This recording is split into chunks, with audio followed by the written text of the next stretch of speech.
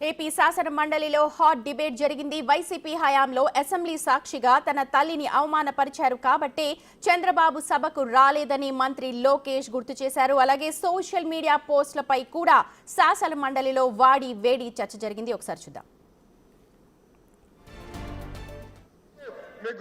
చంద్రబాబు నాయుడు గారు హౌస్కి వచ్చారు.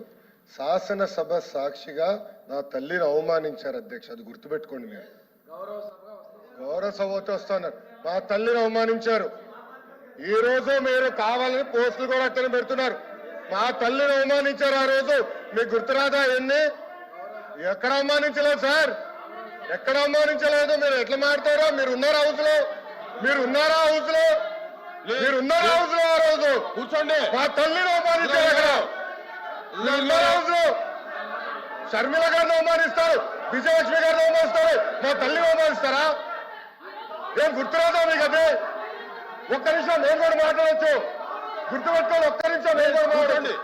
ఏనాడు మేము మాట్లాడలేదు. కూర్చోండి. ఏనాడు జగన్మోహన్ రెడ్డి గారి కుటుంబం గురించి మేము ఏనాడు మాట్లాడాల? నేను ఏనాడు మాట్లాడాల? మా సభ్యులు ఏనాడు మాట్లాడాల?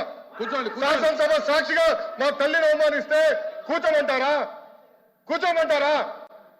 22 వరకు చంద్రబాబు నాయుడు గారు ప్రతిరోజు హౌస్కి వచ్చారు. ప్రతిరోజు హౌస్ నిలబడ్డాడు. సింగిల్ గా నిలబడ్డాడు. సింహంగా గుర్తుపెట్టు. సింగిల్ గా నిలబడ్డాడు, పోరాడాడు. ఆ రోజు మా తల్లి అవమానించారు కనుకనే బాధ తట్టుకోలేక సభ బైకాట్ చేసి బయటికి వెళ్ళారు. కానీ ఎమ్మెల్యేలు ఉన్నారు ఇక్కడ. నిమ్మల రామారెడ్డి గారు వెళ్ళారు, స్వామి గారు ఉన్నారు, ఇతర గొట్టపాటి రవి గారు వెళ్ళారు. అది మాకున్న చిత్తశుద్ధి అండి. ఈ రోజు మీ ఎమ్మెల్యేలు ఎందుకు రావట్లేదు అని అడుగుతున్నా. 10 మంది జగన్మోహన్ రెడ్డి గారు కాకుండా 10 మంది ఉన్నారు, రాలేదు. మా తల్లిని అవమానిస్తే కూర్చోమంటారు? ఇంకా మాట్లాడతాం. మేము మనుషులు కాదా? సొంత తల్లి అవమానించారు సార్ ఆ రోజు. మాడుకున్నా కూర్చోమంటారు? అయితే తెలియకుండా ఏదంటే అది మాడితే ఎట్లా అధ్యక్ష? రైట్. వాడి వేడిగా జరిగిన ఏపీ శాసనమండలికి సంబంధించిన అప్డేట్స్ అందించడానికి మా ప్రతినిధి శివ సిద్ధంగా ఉన్నారు. శివ, నిజంగా చాలా వాడి వేడిగా జరిగింది సభ. అలాగే వైసీపీ సభ్యుల తీరుపై తీవ్రంగా మండిపడ్డారు లోకేష్. మీ దగ్గర ఉన్న సమాచారం చెప్పండి. మొత్తం మీద చూసుకుంటే ఈరోజు శాసన మండలిలో చాలా హాట్ గా సభ సాగింది. మొత్తం మీద చూసుకుంటే శాసన మండలికి సంబంధించి కూడా సోషల్ మీడియా పోస్టులపై ఉదయం నుంచి కూడా 3 సార్లు సభ వాయిదా పడుతూ కొనసాగిన పరిస్థితి కనిపించింది.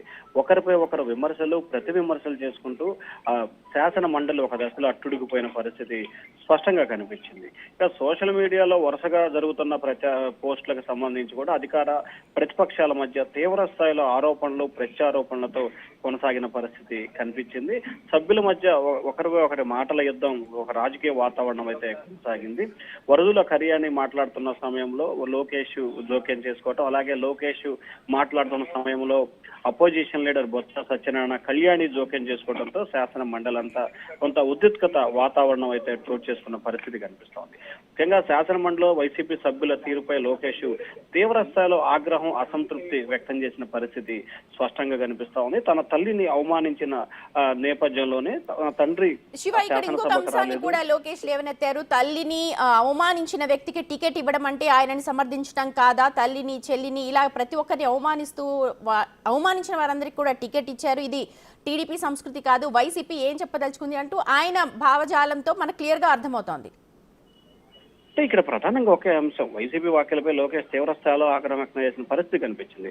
గత ప్రభుత్వంలో 2 ఏళ్లు సభలో పోరాడాడు. నా తల్లిని అవమానించినప్పుడే సభ నుంచి ఛాలెంజ్ చేసి వెళ్లిపోయిన పరిస్థితి కనిపించింది.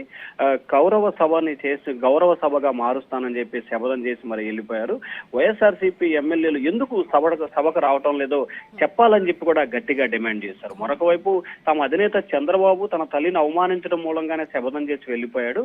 కానీ ఇదే శాసనసభకు సంబంధించి ఆ రోజున్న గొట్టిపాటి రవి గాని, నిమ్మల రామనాయుడు గాని, డోలా బాల వీరంజస్వామి గాని వీరంతా కూడా అసెంబ్లీకి వచ్చి ప్రజా సమస్యలపై పోరాటం చేశారు. 11 మంది వైఎస్ఆర్సీపీ శాసనసభ్యులుంటే జగన్మోహన్ రెడ్డి రాకపోయినా మిగిలిన 10 మంది శాసనసభ్యులకి ఎందుకు రాలేదు, వారికి వచ్చిన ఇబ్బంది ఏంటి అనేది కూడా ఆయన గట్టిగా ప్రశ్నించిన పరిస్థితి కనిపిస్తా ఉంది. కావాలంటే నాటి సంఘటనలపై అసెంబ్లీ వేదికగా చర్చించడానికి టీడీపీ సిద్ధంగా ఉందని చెప్పి లోకేష్ ఒక సవాల్ అయితే విసిరేశారు. ఎవరిని అవమానించినా గానీ తాము సమర్థించమని చెప్పి బొత్స సంస్థ రిప్లై ఇచ్చే ప్రయత్నం చేసినా గానీ నా తల్లిని అవమానించిన వారికి టికెట్లు ఇచ్చారని చెప్పి మరొక సందర్భంలో కూడా లోకేష్ అయితే ఈ గట్టిగా సభలోనే గుర్తించిన చంద్రబాబు పరిస్థితి పారిపోయారు కనిపించింది. అంటూ ఎప్పుడైతే వైసీపీ సభ్యులు అన్నారో అప్పుడే లోకేష్ కి తీవ్ర ఆగ్రహం కలిగింది. ఎందుకంటే తల్లిని అవమానించిన సభలో కేవలం చంద్రబాబు నాయుడు మాత్రమే వెళ్ళిపోయారు, ఎందుకంటే అక్కడ అవమానం జరిగింది. కానీ మిగిలిన సభ్యులందరూ కూడా ఉన్నారు మీరు అన్నట్టుగా.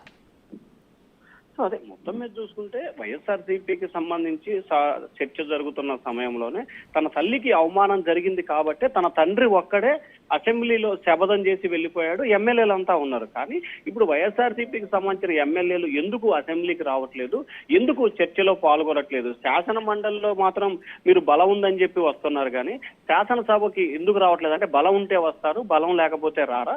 అలాగే ఎవరైతే తన తల్లిని అవమానించారో అవమానించిన వారికే టికెట్లు ఇచ్చే ప్రయత్నం జరిగింది. అటువంటి సంస్కృతి సాంప్రదాయాలు టీడీపీలో ఉండవు, వైఎస్ఆర్సీపీలోనే ఉంటాయి. ఎవరు ఎక్కువగా తిట్టి ఎవరు ఎక్కువగా సోషల్ మీడియాలో పోస్టులు పెడితేనే వారికే పదవులు ఇవ్వటం, వారికే ఎమ్మెల్యే టికెట్లు ఇవ్వటం అనేది వైఎస్ఆర్సీపీ సాంప్రదాయంగా కనిపిస్తా ఉందని చెప్పి లోకేష్ గట్టిగా చాలా రిప్లై ఇచ్చిన పరిస్థితి అయితే స్పష్టంగా కనిపిస్తుంది. సాధారణంగా మనం చూస్తూ ఉంటాం, లోకేష్ చాలా స్మూత్ గానే మాట్లాడుతూ ఉంటారు. అవతల వ్యక్తి అన్నా సరే దానికి క్లారిటీ ఎక్స్ప్లెనేషన్ ఇచ్చే అవకాశం ఉంటుంది. కానీ ఇక్కడ తీరు చూస్తుంటే వైసీపీ సభ్యులు మాట్లాడిన మాటల్ని కూడా మనం ఇక్కడ అందాజా వేయచ్చా? ఖచ్చితంగా, ఎందుకంటే ఇప్పుడు వైఎస్ఆర్సీపీకి సంబంధించిన సభ్యులు చర్చ జరుగుతున్న సమయంలో ఆ అంశం గురించి చర్చించకుండా మిగిలిన అంశాలని లేవనెత్తుతున్న మూలంగానే సభలో కొంత గందరగోళానికి దారితీస్తున్న పరిస్థితి స్పష్టంగా కనిపించింది. సో వారు వ్యవహరిస్తున్న తీరు పట్లనే ఇటు లోకేష్ అయినా సరే లేకపోతే మిగిలిన సభ్యులు కూడా తీవ్ర స్థాయిలో వైఎస్ఆర్సీపీ ఎమ్మెల్సీలపై ఆగ్రహం వ్యక్తం చేసిన పరిస్థితి. అంటే ఇక్కడ ప్రధానంగా చూసుకుంటే సోషల్ మీడియా పోస్టులకు సంబంధించి కూడా ఉదయం సభ ప్రారంభమైన దగ్గర నుంచి అంటే 10 గంటల దగ్గర నుంచి కూడా ఇదే అంశం మీద చర్చ కొనసాగుతుంది. అంటే దాదాపుగా ఈ రోజు జరిగిన సభను మనం పరిశీలిస్తే కేవలం 4 గంటలు శాసన మండలి జరిగింది.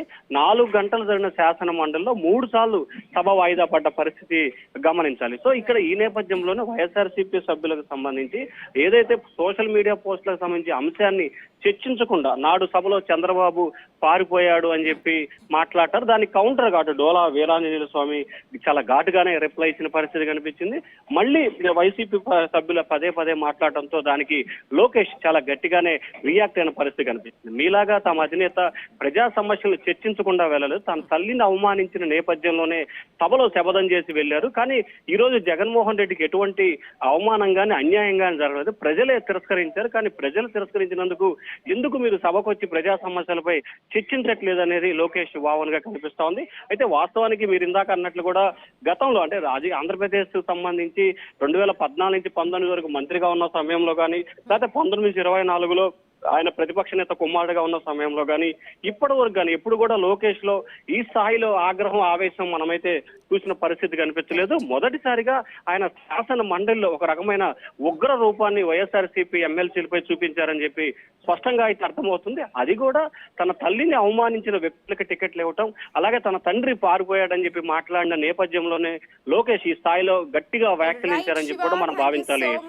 వైసీపీ తీరుపై లోకేష్ ఏపీ శాసన మండలిలో తీవ్ర ఆగ్రహం వ్యక్తం చేశారు.